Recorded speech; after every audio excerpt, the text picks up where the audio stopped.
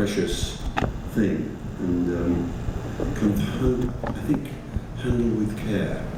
And I was in Fort Lauderdale. We were in Fort Lauderdale the other day, and I was walking down the street, and I was reminded of something that happened to me many years ago. I was in Venice.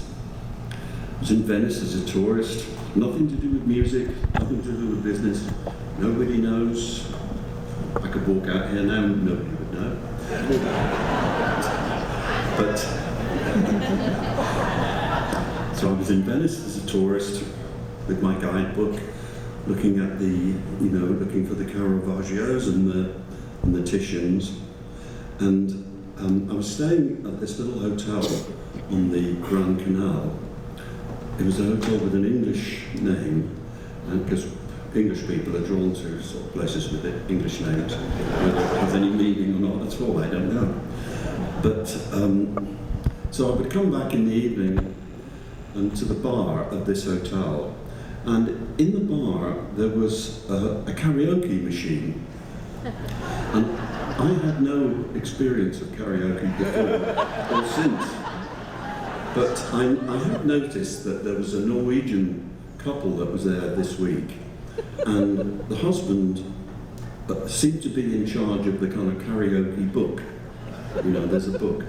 And I was sitting at the bar, and I overheard the wife saying to the husband, "Oh look, there's Nights in White Satin. Why don't you sing that?" And he said, "No, look, there's My Funny Valentine. I like that. I do that." This is on the opposite page. And so I leaned over and I said, "Excuse me," I said, "but I'll tell you what, if you do Nights in White Satin with a chap, I'll do My Funny Valentine."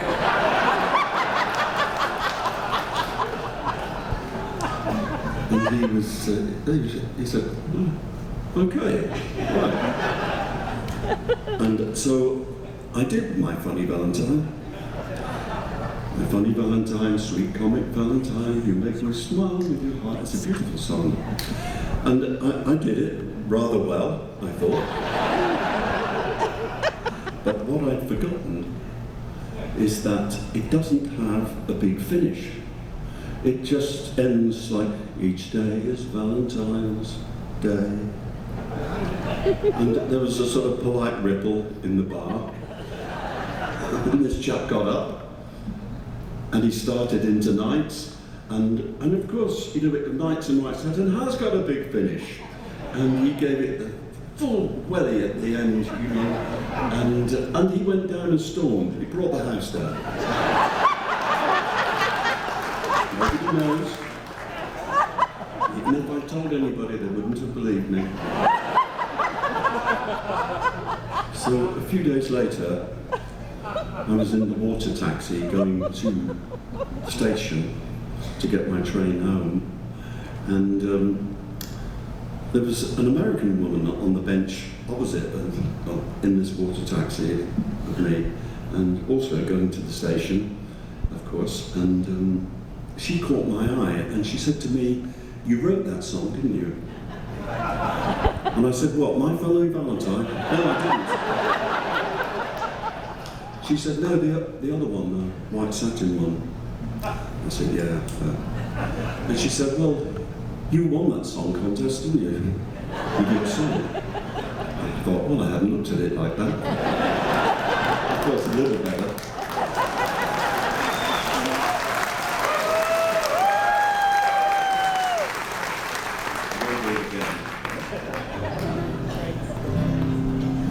Before we come out, even though it might not look or sound like it, we actually do some rehearsal. And I've got my own little practice routine that I do. I just put a few, I change it up now and again, but I put a few Moody Blues and solo songs that really meant something to me over the years. And I just put bits of them together and make up this little routine, and that's my practice routine. I only live in an apartment, so I have to go somewhere and do it, somewhere where nobody minds the noise.